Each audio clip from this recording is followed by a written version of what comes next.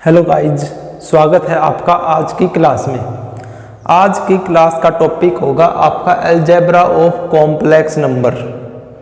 पिछली क्लासेस में हमने कॉम्प्लेक्स नंबर के बारे में सीखा था और 5.1 एक्सरसाइज हमने कंप्लीट कर ली थी।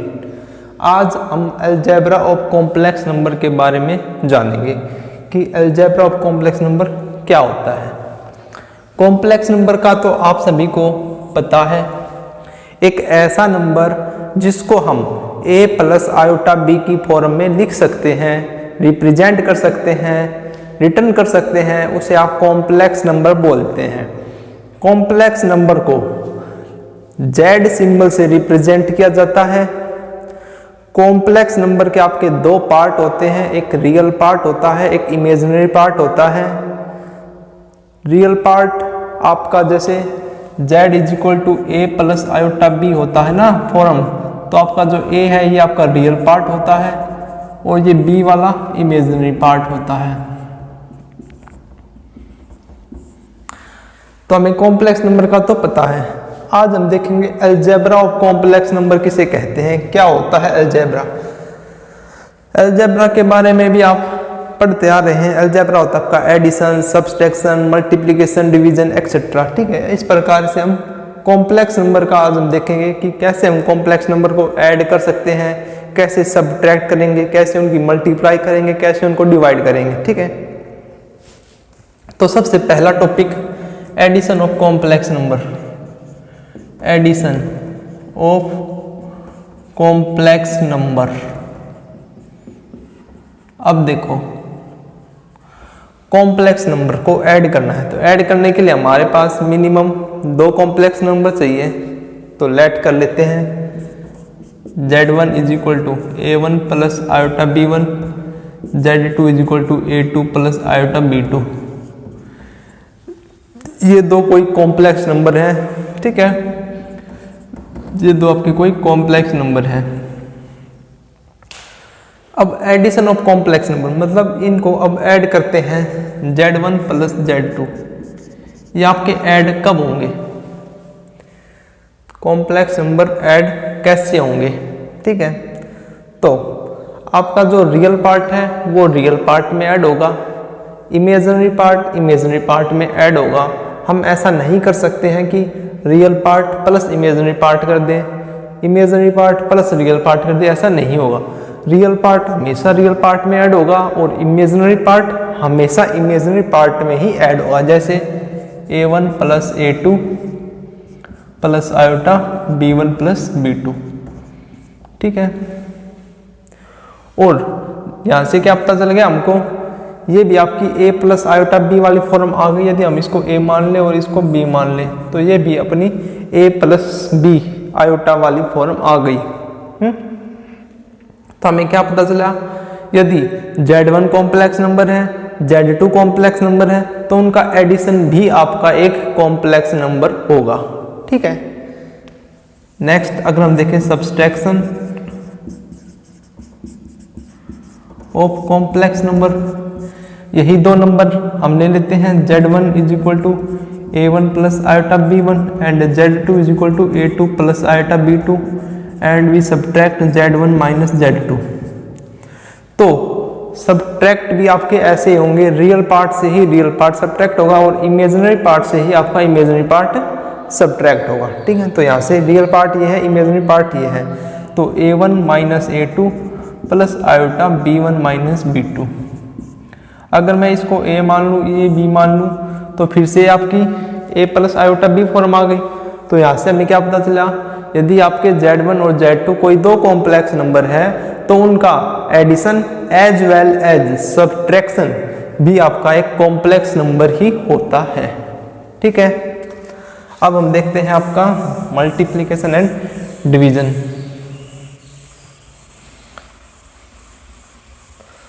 तो मल्टीप्लाई के लिए भी हमें दो नंबर की जरूरत पड़ती है। ले लेते हैं z1 is equal to a1 plus iota b1 and z2 is equal to a2 plus iota b2। इनकी मल्टीप्लाई करते हैं। अब multiply z1 multiply z2, that is equal to a1 plus iota b1 multiply with a2 plus iota b2। Multiply का मतलब क्या है कि इसका जो फर्स्ट पार्ट है रियल पार्ट, ये आपके सेकंड पार्ट से कंप्लीटली डिवाइड होगा। सेकंड कॉम्प्लेक्स नंबर से पूरी तरह हम मल्टीप्लाई करेंगे। a2 plus iota b2 plus iota b1 को भी हम सेकंड पार्ट से कंप्लीटली मल्टीप्लाई कराएंगे। ठीक है, मतलब फर्स्ट वाले कॉम्प्लेक्स नंबर का जो पार्ट है, दोनों पार्ट दूसरे वाले कॉम्प्लेक्स से पूरी तरीके से मल्टीप्लाई होंगे। तो मल्टीप्लाई करेंगे तो a1 a2 a1 b2 iota iota b1 a2 plus iota square b2 square b1 b2 sorry. ठीक है, अब देखो रियल पार्ट अलग, इमेजिनरी पार्ट अलग कर लेता हूँ मैं। a1 a2 यहाँ से -1 हो जाएगा, b1 b2 plus iota common a1 b2 plus a2 b1। अगर मैं इसको a मान लूँ, इसको b मान लूँ, ये फिर से हमारी वही बन गई a प्लस आयोटा b वाली फॉर्म। तो यहाँ से हमें क्या पता चल गया, यदि हम दो कॉम्प्लेक्स नंबर की मल्टीप्लाई करते हैं तो उनका रिजल्ट भी एक कॉम्प्लेक्स नंबर ही हमें मिलता है। नेक्स्ट अगर मैं डिवाइड की बात करूँ तो z1 अपॉन z2 कर लेते हैं, a1 प्लस आयोटा b1 और a2 प्लस आयोटा b2। तो इनका डिवाइड करने का कैसा तरीका होगा, हमने आपको हर क्लास में बता रखा है कि आयोटा को डिनोमिनेटर में नहीं रहने देना है, इसको हमें न्यूमरेटर में लेके आना है। न्यूमरेटर में लेके आने के लिए we will take it rationalization, a2 minus iota b2 upon a2 minus iota b2। Multiply सीख गए आप यहाँ से करनी, तो कैसे होगा, a1 a2 minus iota a1 b2 plus iota b1 a2 और minus iota square b1 b2, और नीचे आपकी a1 प्लस a2 और a1 माइनस a2 वाली आइडेंटिटी लग जाएगी। तो a2 का square minus iota square b2 का स्क्वायर।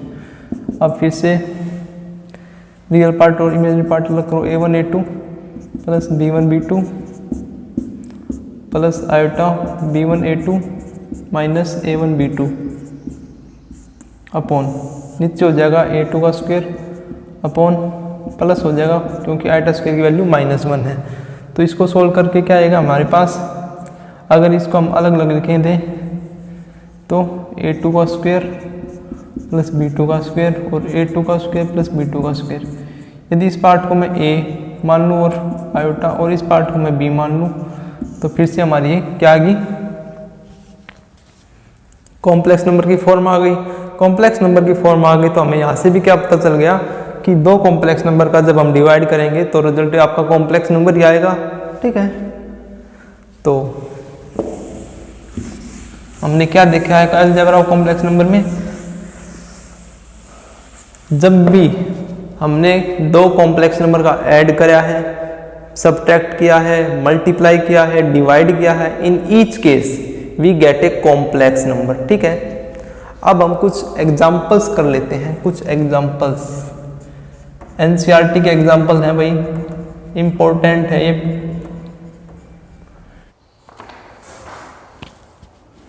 तो ये आपका एग्जाम्पल है भाई अलजेब्रा ऑफ कॉम्प्लेक्स नंबर के ऊपर कि z1 is equal to 2 plus 3 iota है, z2 is equal to -1 plus 2 iota है। We have to find out the value of z1 plus z2, z1 minus z2, z1 multiply करनी है z2 के साथ और z1 डिवाइड करना है z2 से। ठीक है, तो first z1 plus z2, z1 कितना है 2 plus 3 iota plus z2 -1 plus 2 iota, that will equal to 2 minus 1 minus 1 हो जाएगा और 3 iota plus 2 iota 5 iota.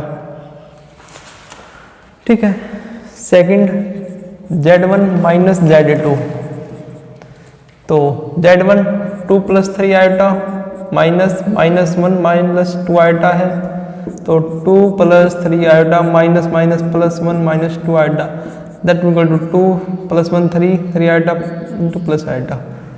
Third part z1 upon z1 multiply with z2, 2 plus 3 iota into -1 plus 2 iota. तो first को पहले पूरे part के साथ multiply, फिर सेकंड को 3 आयोटा की -1 + 2 आयोटा, -2 + 4 आयोटा, -3 आयोटा और +6 आयोटा स्क्वायर। आयोटा स्क्वायर की वैल्यू कितनी होती है? -1, तो यहाँ पे हम -1 रख सकते हैं। तो -2 × -6 -8 और यहाँ पे आयोटा। फोर्थ पार्ट यहाँ पे देख लो, Z1 upon Z2, 2 + 3 iota upon में -1 + 2 आयोटा। हमने आपको क्या बताया? आयोटा को हमको डेनोमिनेटर में रहने नहीं देना है, इसको हमें न्यूमरेटर में लेके आना है। तो टेक इट रैशनलाइजेशन, इसको सोल्व करके आप खुद कमेंट बॉक्स में आंसर बताना, ठीक है। तो ये आपका अलजेब्रा ऑफ कॉम्प्लेक्स नंबर था और अलजेब्रा ऑफ कॉम्प्लेक्स नंबर के ऊपर एक छोटा सा एग्जांपल था, इजी सा। और एग्जांपल देखो अब।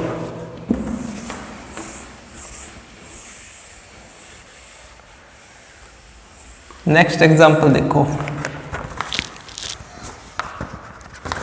Find the complex number, find the complex number which when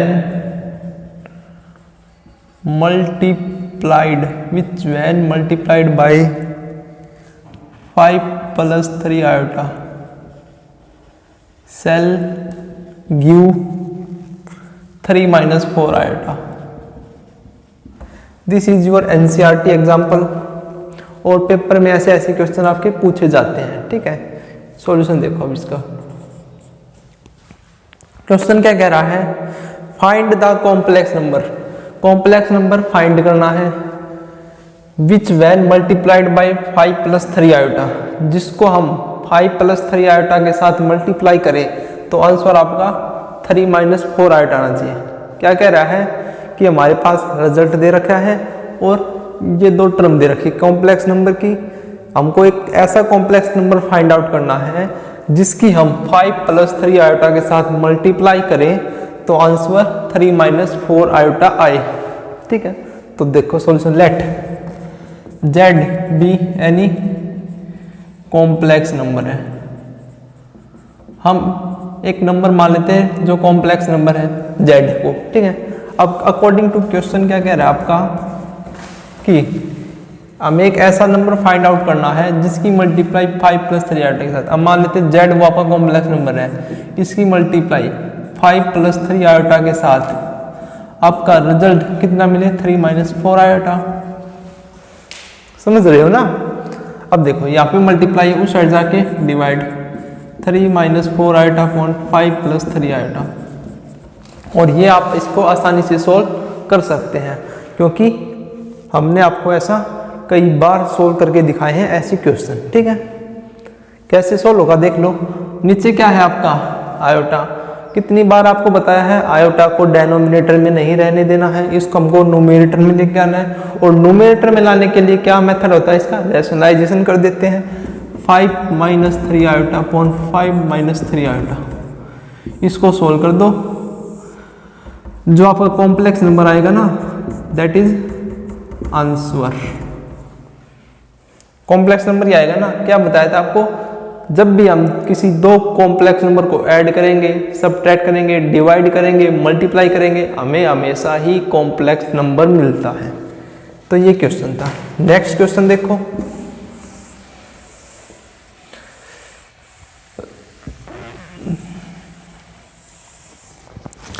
next question है भाई आपका, ये भी आपका NCERT एग्जाम्पल है।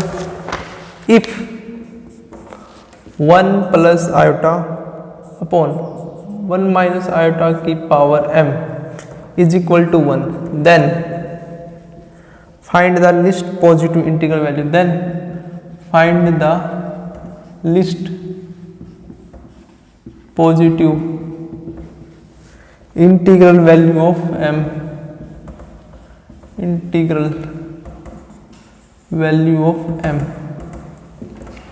ये भी आपका एग्जाम में पूछा हुआ क्वेश्चन है। देखो सॉल्यूशन,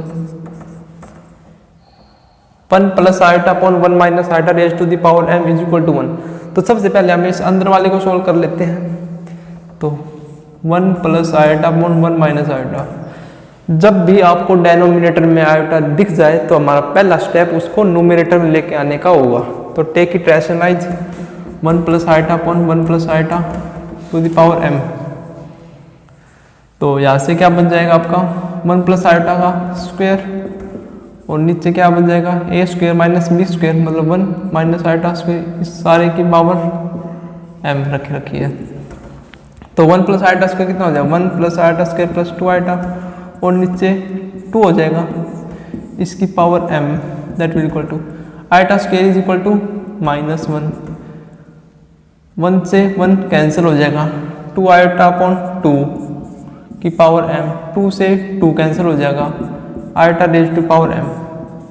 अब अकॉर्डिंग टू क्वेश्चन क्या कहता है कि आयोटा की पावर जो m है ये आपकी 1 के इक्वल है और we have to find out the value of m। m की वो छोटी से छोटी वैल्यू फाइंड करनी है जो हम रखने पर आंसर हमें 1 मिले। तो आपको याद हो हमने बताया था आयोटा स्क्वायर की value -1, iota raise to power 3 की वैल्यू माइनस आयोटा, आयोटा 4 की वैल्यू होती है आपकी 1। तो iota raise to power 4 m की वैल्यू 4 आ गई। सिंपल। एक क्वेश्चन और कर लो, ये भी आपका इंपॉर्टेंट क्वेश्चन है, ठीक है। This is also your important question. If a plus iota b is equal to x plus iota raise to the power 2 upon 2x square plus 1 है, देन शो दैट, क्या शो करना है, a square plus b square is equal to x square plus 1 का whole square upon 2x square plus 1 का square, ये हमको show करना है। सॉल्यूशन देखो, ये भी आपका एग्जाम में पूछा हुआ क्वेश्चन है और ऐसे ही क्वेश्चन आपके एग्जाम्स में पूछे जाते हैं, ठीक है। a प्लस आयोटा b हमें ये गिवन है, तो हमें a और b की वैल्यू अगर निकाल ले तो यहाँ पे पुट कर दे तो हमें मिल जाएगा, सिंपल सा है। तो देखो ऊपर a प्लस आयोटा b क्या है आपका x plus iota raise to power 2 upon 2x square plus 1, ऊपर वाले खोल लो x square plus iota square plus 2 iota x upon में 2x स्क्वायर प्लस 1।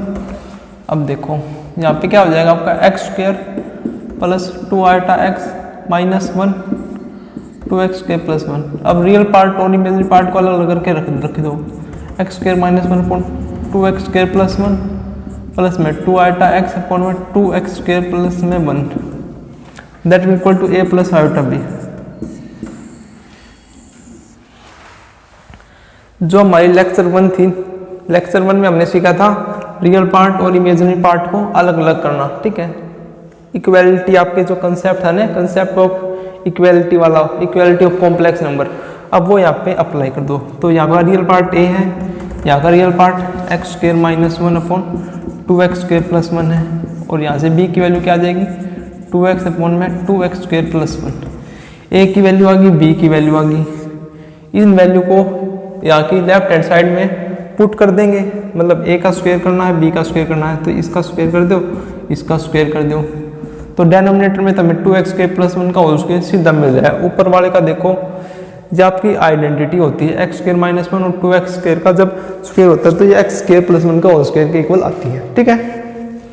अगर आप इसको आसानी से खोल के लिखोगे ना तो भी आपका यही आंसर आएगा, that is the required hence proved हो जाएगा, ठीक है। ये वैल्यू का आपको a square plus b square रखना है, सॉल्यूशन आपका सामने आ जाएगा, ठीक है। तो ये वे पर्सन है जो आपके एग्जाम्स में आते हैं और वेरी वेरी इजी क्वेश्चन है। मैथ के आपको कंसेप्ट को समझना, बस एक बार कंसेप्ट को समझने में टाइम लगाओ, क्वेश्चन को समझने में टाइम नहीं लगेगा आपको, क्वेश्चन का आंसर फाइंड आउट करने में टाइम नहीं लगेगा। बस एक बार कंसेप्ट को अपने दिमाग में ऐसे छाप लो कि कोई क्वेश्चन आ जाए उस कंसेप्ट का गलत नहीं होगा, ठीक है। यही कोशिश है आपकी और हमारी भी। आपको जो 11th क्लास का और आगे हमारी 12th क्लास की सीरीज भी चल रही है उसमें आपको 90 प्लस 95 प्लस मार्क्स दिलाने का हमने लक्ष्य रखा है। ठीक है, तो मिलते हैं नेक्स्ट वीडियो में। नेक्स्ट वीडियो का हमारा टॉपिक होगा square root of complex number. एक बार थोड़ा सा पढ़ लेना उसको। एक बार अगर आपने उसने पढ़ लिया और एक बार ये क्लास देख ली ना, तो यकीन मानिए आपका वो कंसेप्ट भी बिल्कुल क्लियर हो जाएगा और उस कंसेप्ट से भी आपके क्वेश्चन पूछे जाते हैं। उस कंसेप्ट में बच्चों को बहुत डाउट्स रहते हैं, तो उस क्लास को जरूर देखना, क्योंकि आपके सारे डाउट उस क्लास में ही हम कंप्लीट करेंगे, क्लियर करेंगे। ठीक है, मिलते हैं नेक्स्ट वीडियो में। Thank you.